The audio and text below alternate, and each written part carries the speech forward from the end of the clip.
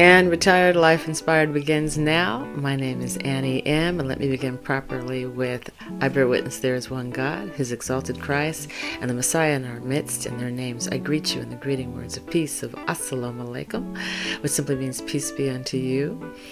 Before we go any further, do remember to like, subscribe, and share. Like, subscribe, and share. As always, it helps me to continue to bring the content here, and helps with the algorithm in some way, shape, or form that I don't understand, but we're not going to worry about that now.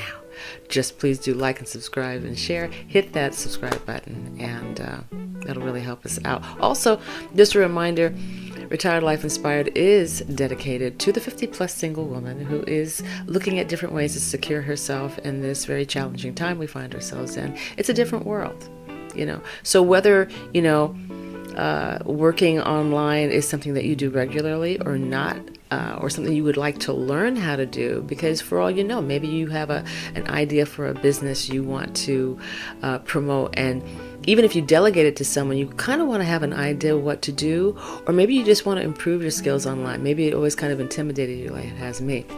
I'm not going to say I'm the quickest and the sharpest tool in the shed, but I will tell you what, you can show me some things now, and I don't, run the other direction, avoiding getting online. I have built 2 websites. I am currently putting together my own landing page. I am still learning other things as I go, whether I work with others or work and continue to build my own things up. I got to learn how to do this stuff online and at least have a better idea of what it's all about. And retiredlifeinspired.com will help you do just that. So do check it out in the description below. Which brings me to my next 2 little surprises. I started actually making some content, and to do that I had to go online, and I just challenged myself in another area, and I have, and this is going to be offered in the description below as well. I love journaling. I love putting pen to paper. It clears my mind. It sorts things out. It puts things that are once in chaos in order for me. And I use that for my morning devotions. Maybe you do too. Also meditation. And I have both right here. I created these. I don't know if you can see them. Maybe back here. That's better. There's that glare. This is my prayer journal, and this is my meditation journal, and these are also going to be offered down in the description below. You'll see the links there, but I actually created these, and I'm going to be expanding on the idea of these, making them larger, also into hardcovers, and also there's currently a planner in the works as well. So do check out. I love your support. This is my way of helping to set myself free, and it might even inspire you to do the same. So again, check out retiredlifeinspired.com, as well as the journals that are offered as well. So we're wrapping things up. We're at the end of the year. I started this in April. I have really enjoyed it, and thank you to all of those that have subscribed and liked and just supported me. It means a lot to me, because this is a labor of love. I like doing this. I like bringing good news to people by way of the internet, and I also like being able to bring other people and introduce you to other people as well, and have their voices heard. So it's a great tool, and I like using it in this way. So what am I talking about today? What are we talking about? Well, here we are wrapping up the end of the year, and it's cooler. The days are getting shorter. It's getting a little darker. The holidays are here. And this actually brings up, for some people, a lot of anxiety. You've heard of people getting very depressed. It can be very tragic. Or some people feel really lonely. Whether people really observe the holidays or not, it can be kind of rough for some people anyway. But there is a phenomenon that comes up around this time of year. I didn't even know it had a name. I was like, are you kidding? My eldest daughter, Savannah, how are you, sweetie, actually told me that there was an actual term for this. And it has to do with people all of a sudden getting together. Couples forming at this time of the year. And it is called, dun dun dun, cuffing. I don't know if I like that term or not, but it seems to fit the whole phenomenon perfectly. But I have an article below. You'll be able to read this. It's actually, it's comes off of mindbodygreen.com, and it was written by a Sarah Regan and reviewed by a Dr. Christy Overstreet. And this, I had no idea this was even real. I've experienced it, and it was hard because it broke my heart. But now as I'm older, I knew something was going on, but now I got a name for it. It's called cuffing. So cuffing is a term based on the idea of getting handcuffed or tied, not literally, not really, no, we're not really doing that.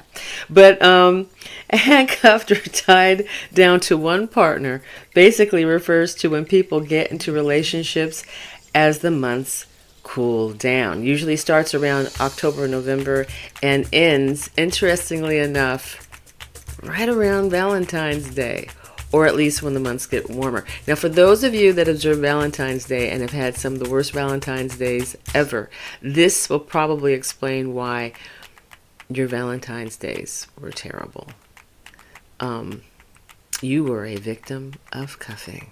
It was a temporary thing all along. The reasons: holidays, loneliness, depression, and just getting through the cooler months with the partner can keep you warmer. So it's all that. It's all that. But how do you know that you've actually been cuffed? There were some reasons in this article that I thought, man, I know now that in my younger years, that's exactly what it was. It really wasn't me. It's just the person, I thought I was in love with them, and they thought they were in love with me, but we were just trying to get through the lonely winter. So, are you cuffed up? I love this part of the article. If you're wondering whether your latest fling is just a cuff, here are some signs to watch out for, according to contributors to this article, Spinelli and Richmond. I guess they're relationship experts or something like that, but you'll find out in the article. Any future plans, and do listen to all these carefully. Some of these I was like, flashing signs, warning signs, so listen carefully. Any future plans do not go beyond the winter months. You don't go on many, if any, dates. It gets worse. There is a lot of excitement about holiday plans, but it stays there. You are contacted out of the blue before holiday events, and it feels like there is a sense of urgency to get together.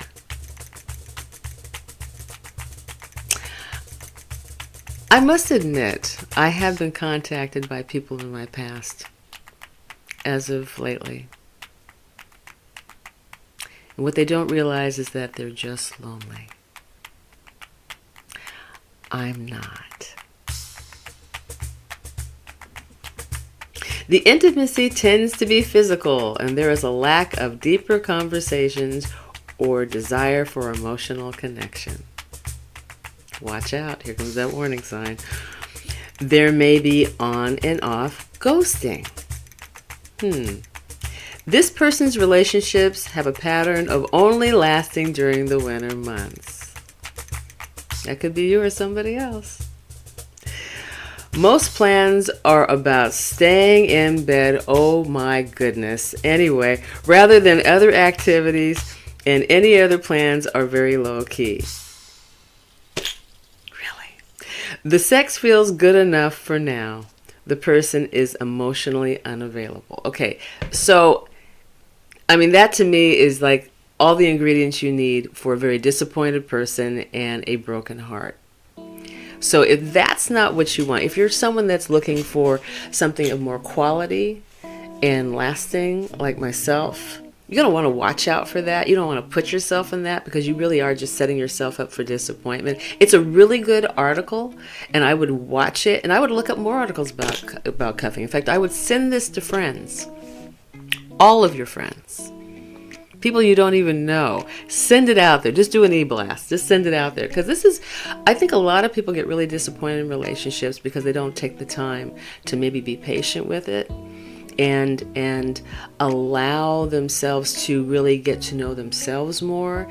And for me personally, if you're feeling lonely, especially this time of year, this might be a good time to reach out to friends, maybe not with the intention of just getting into a quick relationship. Maybe get some help. Seek some real professional help if the holidays or this winter gives you the blues and it's hard for you to get through it. Maybe also another thing, I find this time of year really, really helpful to prepare me for projects that I'm going to release like in the spring.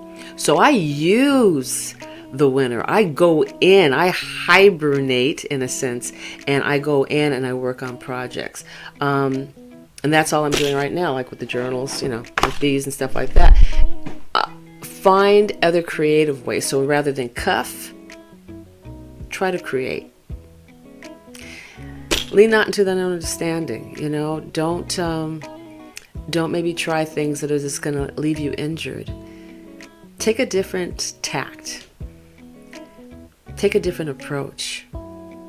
But definitely, and I go back to that one part about seeking help. And this is no joke, if the winter blues really gets to you, seek help. And I'm going to even include in the description, I'm going to look up and make sure it's in there, 1-800 number, hotline for, depression and things like that. If you or yourself or someone that a loved one, maybe seems to have a problem with that, you might want to introduce that to them, or, come visit them. Maybe someone that tends to get down this time of year. Visit them. And maybe include them in plans and do productive things together. When we're busy, oftentimes we don't have time to get depressed about anything. Something uplifting might be a good idea. But anyway, that's cuffing. And at least I now have a name for it. And I know when people approach me, like they have been of late, trying to get in touch with me, I now know what it is and what to call it and why they're doing it. But anyway, that's it for now. This coming weekend, I plan to be interviewing a young lady who is starting her venture, who has been this year, her thing this year has been going into the cosmetic world. A beautiful sister Sandra, big wink to you. Looking forward to that interview, and I look forward to bringing it to you.